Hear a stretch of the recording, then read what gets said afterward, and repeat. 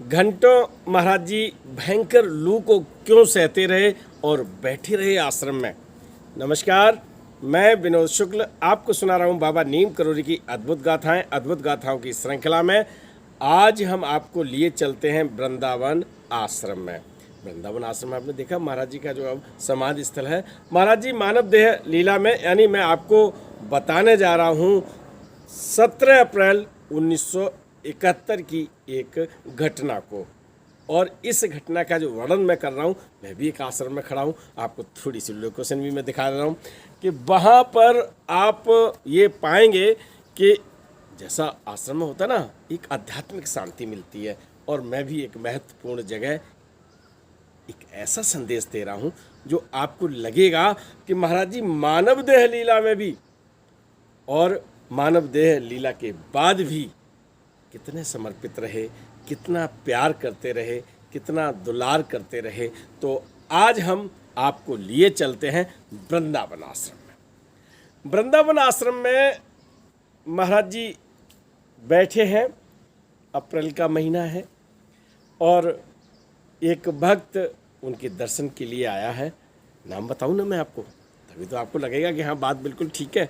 प्रकाश चंद जोशी, जिन्हें nick name में हम लोग बुलाते हैं कुंदा, है ना, जिन्होंने पुस्तकें भी लिखी हैं, बहुत साहित्य रचा है।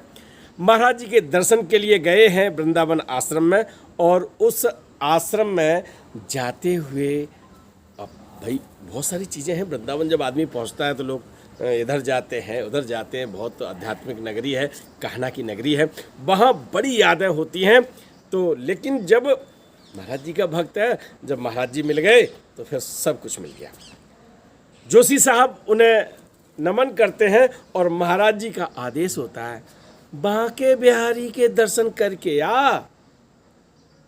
जब ऐसा आदेश होता है तो प्रकाश चंद्र जोशी अपने जो जिन लोगों के साथ गए हुए थे उन सब के साथ बांके बिहारी के दर्शन करने के लिए चले जाते हैं। वो 1971 की अप्रैल, भयंकर लू चल रही थी। जानते हो आप, अप्रैल मई में खूब गर्म हवा चलती है और लू चल रही थी। वहाँ बांके बिहारी के दर्शन के लिए जोशी जी चले जाते हैं। और होता क्या है कि जब प्रभु के दर्शन होते हैं तो फिर मन करता है कि आरती हो जाए, प्रसाद मिल जाए और थोड़ी देर और बने रहें हम उस जगह पर। ऐसा ही हुआ। लगभग 12 सवा 12 बजे उनका आना होता है। जब आश्रम में जोशी जी आते हैं अपने साथियों के साथ, देखा क्या है कि महाराज जी बरामदे में, जिसमें ग्रिल लगी है ना, उसमें गर्म हवाओं के थपेड़े सहते हुए बैठे हुए हैं। जब जोशी आते हैं तो महाराज जी कहते हैं, कहाँ रह गया था। बताते हैं कि साहब वैसे आरती होने लगी, फिर प्रसाद मिला, फिर सोचा इधर उधर थोड़ी सी बातें हो गई लोगों से, उसमें थोड़ा लेट हो गया, चल प्रसाद ले। और वहाँ महाराज जी भोजन प्रसाद के लिए कहते हैं। प्रकाश चंद जोशी साथियों से भोजन प्रसाद लेते हैं, और जब भोजन प्रसाद ले लेते हैं फिर विश्राम शुरू होता है। वहाँ पर जो रसोई में है, उन्होंने बताया कि महाराज जी 10:30 बजे या 11 बजे लेटतम वो विश्राम में हो जाते थे, भक्तों से बातचीत करके, क्योंकि लू में भक्त भी कम आते थे और फिर विश्राम का समय था। लेकिन आज आपके इंतज़ार में घंटों लू में बैठे रहे, और ये स्नेह, ये प्यार जो पूरन चंद्र जोशी ने पाया, बहुत कम भक्तों को मिला है क्या? समर्पण है, त्याग है, भावना का जो ज्वार संकल्पित होकर एकदम पवित्र भावना जो महाराज जी के चरणों में होती है।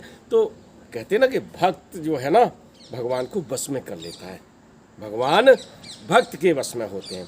तो वही चीज़ रह जाती है, और एक भक्त के लिए महाराज जी ने घंटों लू के थपेड़े सहे। एक घटना और याद आती है कि एक घटना क्या, कई घटनाएं हैं, लेकिन ये जो एपिसोड है मैं प्रकाश चंद्र जोशी जी को समर्पित करते हुए आज की बात मैं यहीं समाप्त करता हूँ। जो घटना की बात बताइए ना वो अगली बार बताऊँगा। आज लेता हूँ विदा। राम राम।